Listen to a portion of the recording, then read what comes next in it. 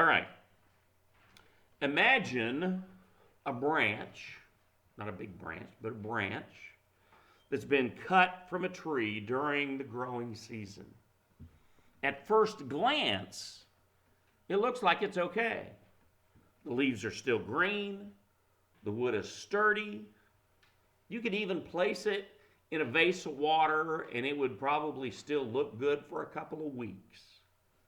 But the truth is, it's already dying. Why? Because it's been disconnected, it's been cut off from the source of life. That's the image that Jesus gives us in John chapter 15. If you've not already turned there, you might do that. John 15, verses 1 through 4 say this. And again, I'm reading out of the Holman. It says, I am the true vine, and my Father is the vineyard keeper. Every branch in me that does not produce fruit, he removes. And he prunes every branch that produces fruit, so that it will produce more fruit. If you are already clean because of the word I have spoken to you, remain in me and I in you. Just as a branch is unable to produce fruit by itself unless it remains on the vine, so neither can you unless you remain in me. Now this passage is all about remaining. Your translation may say abiding, but it means staying connected to Jesus in a continual, life-giving relationship. And the reality is that I believe many believers today struggle with that. They live in a spiritual desert, but not because they want to. They want to live for God, and they try to live for God, but they struggle and they fall because they're not connected to the vine. The solution, or at least the wrong one that we as humans generally come up with, is usually just to try harder. But merely trying harder never works, at least not for long. One of the first lessons that we learn in the Christian life is that we're not saved by our good works. We're saved by grace through faith. We trust in Jesus for our salvation. And that's also the key to growth in the Christian life. We don't grow by our own effort. We grow by grace. And that's exactly what Paul said to the Galatians. In Galatians 3:3, he said, are you so foolish? After beginning with the Spirit, are you now going to be made complete by the flesh? Now, the contemporary English version says that a little more bluntly. It words it this way. How can you be so stupid? Do you think that by yourself you can complete what God's Spirit started in you? We can't do it on our own. The solution, therefore, isn't to expend more effort. The solution is to make the right connection. We've been in a series for the last few weeks talking about how to develop a daily habit of living in a close relationship with Jesus. This kind of closeness is ours for the taking, if we'll only take it. Last week, we talked about clearing out the clutter and separating ourselves from the things that hinder us in our walk with Jesus. Today, I want to talk about the most important aspect of the Christian life. And we're going to use the term that Jesus used, which was remain in me. Now, this word remain, or a derivative of remain, is used at least 8 times in this passage. It means to stay, dwell, continue, endure, or abide. Where you remain is not where you visit. It's not your temporary residence. It's the home you build when you plan to stay someplace forever. So when Jesus says, remain in me, he's not talking about merely coming to church on Sunday. He's not even talking about having a devotional time in the morning. He's talking about living in his presence 24/7. And it's important to understand that remaining in Jesus isn't just one aspect of the Christian life. It is the Christian life. Everything else flows out of it.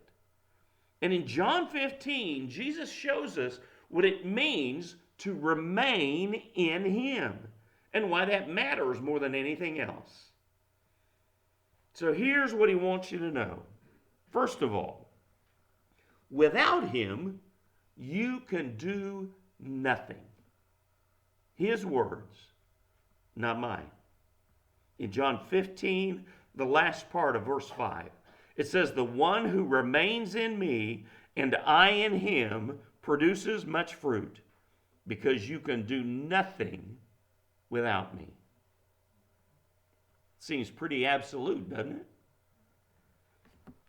Do you know what the Greek word for nothing means? It means nothing. It means not one thing. Not even a little bit. He doesn't say, without me, you'll struggle. Or without me, you can do only a few things. He says, without me, you can do nothing. And here he means nothing that matters, nothing that lasts, nothing that bears eternal fruit.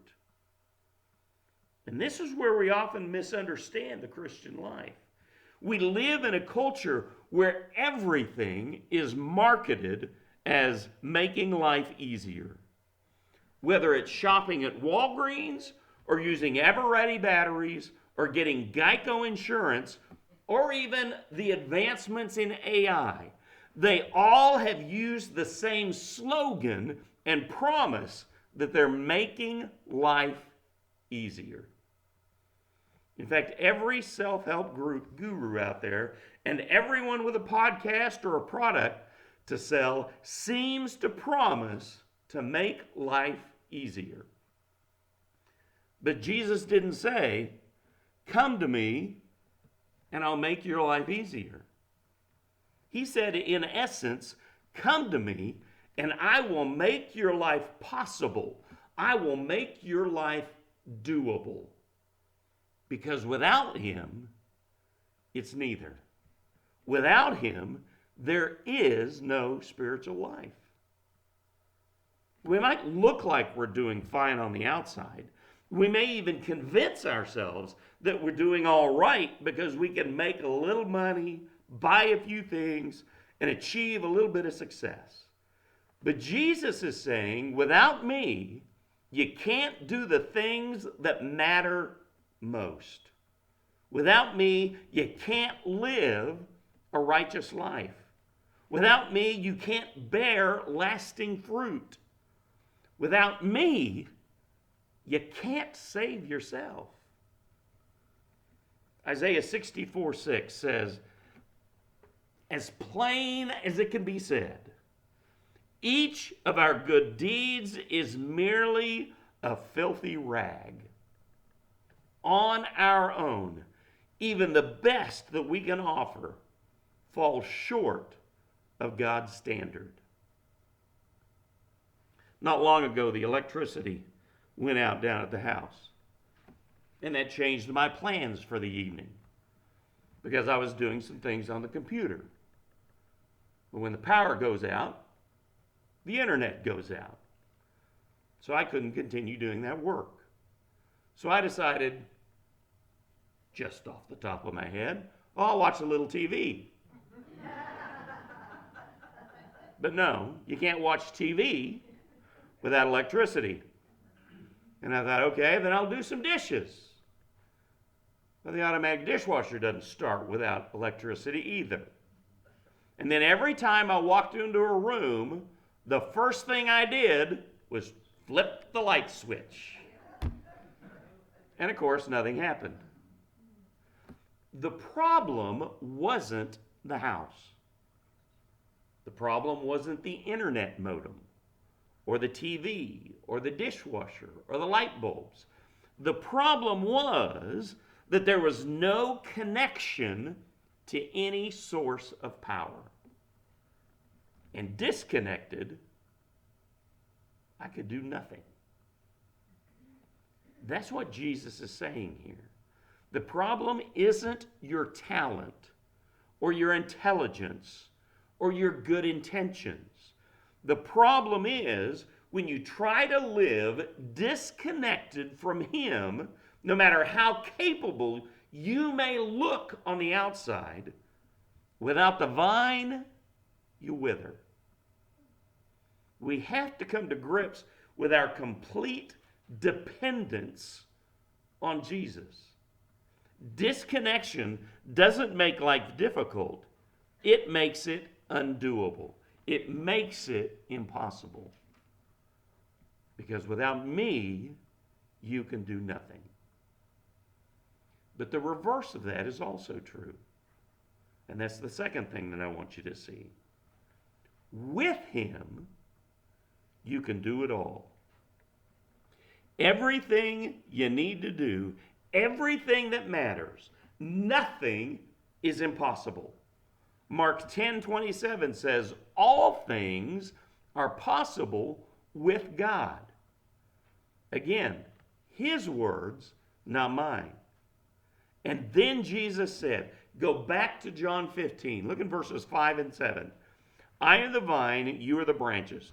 The one who remains in me and I in him produces much fruit, because you can do nothing without me. And then down in verse 7 he says, if you remain in me and my words remain in you, ask whatever you want and it will be done for you. What an amazing promise. Jesus connects this abiding life to two powerful outcomes. You will produce much fruit, and you'll experience answers to prayer. These are things that you could never achieve on your own. But through Him, they become possible. So let's take a little closer look at them. First off, you will produce much fruit. Well, what is fruit? That's a question worth asking, because the Bible uses this word quite often.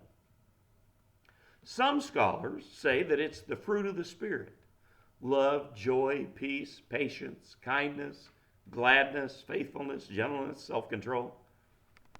And I agree. I think that's certainly a part of it. Other scholars say that fruit is good works that glorify God, acts of obedience and service and ministry. Paul said in the book of Colossians, in Colossians 1:10, he said, then you will live a life that honors the Lord, and you will always please Him by doing good deeds. You will come to know God even better. And then later in the John 15 text, Jesus says in verse 16, I appointed you that you should go out and produce fruit, and that your fruit should remain. So what's he referring to here? I believe that he's referring to both of those things. He's talking about the work that you do and the person that you become. He's talking about the difference you make in the lives of those that you come in contact with, and the difference that His Spirit makes in you. Fruit is the Christ-like character that He produces in you. This is what John Calvin said: fruit is holiness and good works flowing from faith. It's the outward consequence of the inward presence of Christ. And secondly, you will also experience answered prayer. Jesus makes a pretty bold statement here in verse 7. Ask whatever you want, and it will be done for you. Now, this doesn't mean that God becomes your genie in a bottle. And I would hope by now we all know that. This is why Jesus had a stipulation. If you remain in me, and my words remain in you. Remaining in Jesus aligns your desires with his desires. His word shapes your will. And as you remain in him, you begin to pray in tune with his plan for your life.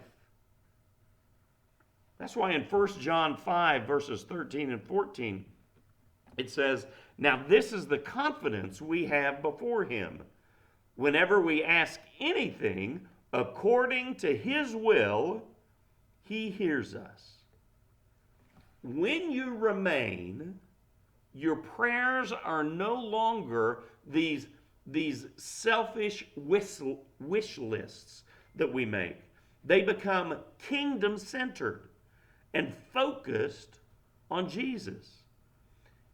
And I believe that God delights in answering those kind of prayers. This is what it looks like when you remain. It's not something that you can force. It's not something that you can do on your own. You can't bear your own fruit any more than you can answer your own prayers. It's like a branch on an apple tree. It can't water itself, and it can't create its own fruit.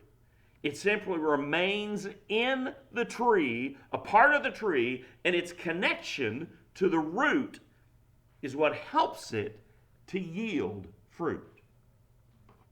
That's what Jesus is saying. You can't force this, and you can't do it on your own. But when you remain in him, the fruit will come, and your prayers will be answered according to his will and his promise. And that brings us to a very important question. The third point here, what does it mean to remain? Jesus isn't at all vague about this either. He tells us plainly in verses 9 through 17. And it's all about love. He says in verse 9 here of John 15, as the Father has loved me, I have also loved you. Remain in my love. And then he says in verse 10, if you keep my commands, you will remain in my love, just as I have kept my Father's commands and remain in his love. Then jump down to verse 12. It says, this is my command. Love one another as I have loved you. And then he goes into detail about what that means. He makes it clear that love isn't just some kind of a sentimental tug on the heart. It's real life level practical stuff. It's something that you put into practice. In verses 13 and 14, he says, no one has greater love than this, that someone would lay down his life for his friends. And then he says, you are my friends. Now, fast forward a few years and flip forward several books in your Bible, and you'll find that this same author is still talking about love and what it means to abide in Jesus. In 1 John 3:16, it says, this is how we know what love is. Jesus Christ laid down his life for us, and we ought to lay down our lives for our brothers and sisters. Here's what it comes down to. Remaining in Jesus means that we remain in his love. And remaining in his love means that we love as he loves. We love one another, even to the point of laying down our lives. Now, let's just be honest for a minute. I don't imagine that any of you are going to be asked to literally lay down your life for anyone this week. But you will be asked to put up with somebody. You will be asked to take yourself down a notch and lift them up a notch. You will be asked to show others the same grace that he has shown to you. In John 15, he makes it clear. This is what remaining in me looks like. You love one another.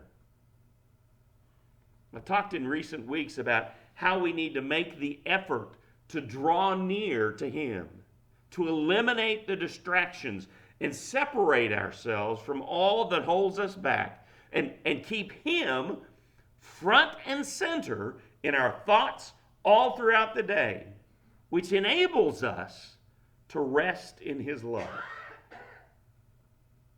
That's where remaining in him begins. And his presence in your life is revealed through the love that you show to other people. This series is about being closer, drawing closer to God. And it comes down to how we love one another. If you want to be closer to God, take a look at how you treat other people. That's not always an easy thing to do. And that's why Jesus said that you can't do it without him. And here's the best part about remaining in Jesus. Anyone who wants to get serious about living the Christian life often finds themselves to be their own worst enemy. They keep getting in their own way over and over and over again. And if that's you, there's a verse in 1 John that can give you hope. And for years, I read this verse more as a threat rather than the promise that it actually is. In 1 John 3:6, it says, everyone who remains in him does not sin. And when I was younger, I would read that and I'd think, man, I better quit sinning, or I'm not going to be allowed to remain in him. He's going to get rid of me. But I had it backwards. And I completely missed the point. This verse is actually about experiencing the power of Jesus in your life. Because it's a promise. Everyone who remains in him does not sin. Which means that if you remain in him, you will overcome sin. You don't clean yourself up so that Jesus is going to accept you. You come to him as you are. You remain in him.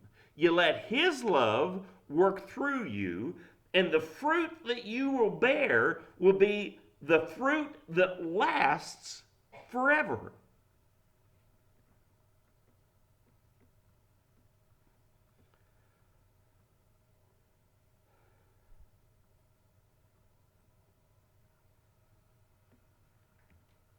And that's what we all should want to do. It will be the very character of Jesus that gets reproduced in you as you remain in him. In verses 16 and 17, he said, "You did not choose me, but I chose you. I appointed you that you should go out and produce fruit, and that your fruit should remain, so that whatever you ask the Father in my name, he will give you." And then to ensure that we don't forget, he said it again in verse 17. "This is what I command you. Love one another." That's what remaining is. It's not just one aspect of the Christian life. It is the Christian life. Remain in him and love as he loved. Take out your prayer sheets, if you would.